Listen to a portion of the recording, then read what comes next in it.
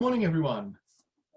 Welcome to our Christ Central Devotional this Monday morning in October. My name is Julian, and today I'm going to be leading us through some thoughts on a passage in the Gospel of Mark.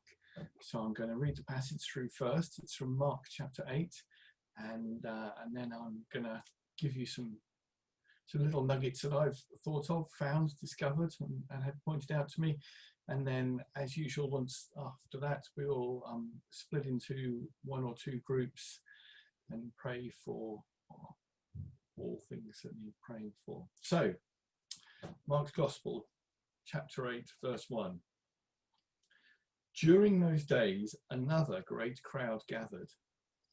Since they had nothing to eat, Jesus called his disciples to him and said, "I have compassion for these people, and they have already been with me 3 days and have nothing to eat. If I send them home hungry, they will collapse on the way because some of them have come a long distance."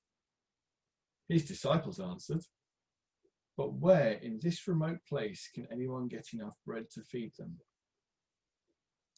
"How many loaves do you have?" Jesus asked. 7, they replied. He told the crowd to sit down on the ground.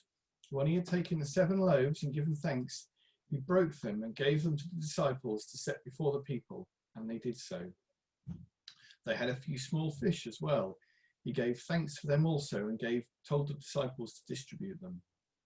The people ate and were satisfied. Afterwards, the disciples picked up 7 baskets of broken pieces that were left over. About 4,000 men were present. And having sent them away, he got into the boat with his disciples and went to the region of Dalmanutha. The Pharisees came and began to question Jesus, to test him. They asked him for a sign from heaven. He sighed deeply and said, "Why does this generation ask for a miraculous sign? I tell you the truth, no sign will be given to it." Then he left them, got back into the boat, and crossed to the other side. There we go. Now, the bit that's always puzzled me is why is it that we have the feeding of the 5,000 and then not that long after the feeding of the 4,000? But I've never really wanted to raise my hand and ask that question because it seems a bit daft. But given I was preparing this morning, I thought I really ought to try and find out why. So one quick browse through the first study Bible I picked up later, and it said feeding of the 5,000 happens in Jewish lands. Feeding of the 4,000 happens in Gentile lands. So here we have Jesus has gone across to the other side of the lake. And the whole passage starts with another great crowd gathered to him. So by this time, it's quite commonplace for large crowds to be following Jesus. So then another great crowd comes to him and numbers about 4,000 people. And this crowd is following him for 3 days. Now let's just pause and think for a moment. When was the last time you were not ready for the end of a sermon after 45 minutes? Or when was the last day you watched a couple of episodes of your favourite TV programme and thought, actually, I could really do with a break at the moment, refreshments, something to eat, maybe a trip to the loo. And then here we have this crowd has been following Jesus for 3 days. And the implication, given that some of them are going to faint on the way home, is that they haven't actually eaten for those 3 days. That's quite something. That's not your normal trip to college to study for your next degree.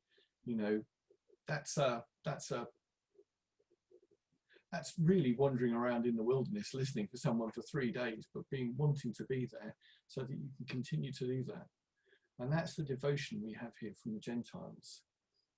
So then what happens? Jesus says to them, right, let's feed them. And the disciples, probably remembering the last time this happened, said, whoa, hold on a minute here, we can't do that. And yet again, Jesus takes the loaves and blesses them. So he offers them to God, he gives thanks to where all goodness comes from, and then he feeds 4,000 people, and there are 7 baskets of food left over after everyone has eaten all that they want and is satisfied. So that's quite a lot, and that's quite a big miracle. And so what I would like us to think about really is this whole, Jesus has now done lots of miracles for the Jews. He's now done some pretty amazing things in Gentile land as well. And so when he comes back and says about being the bread of life, say, for everyone, we know that it applies to everyone. So what I was struck with was how often I associate, or I speak mainly to people that I know, I associate with, I see as similar to myself. And here we have Jesus going to effectively a different people group and carrying his message of God's love to them as well. So that's where I'd like to leave it this morning, about Jesus going to the other people on the other side of the lake, who were probably fishermen, just like a lot of his disciples, because the lake was a great source of industry, but different. But he went there and he was with them for 3 days, and then at the end of that time had compassion on them and made sure they were all well for their journey home.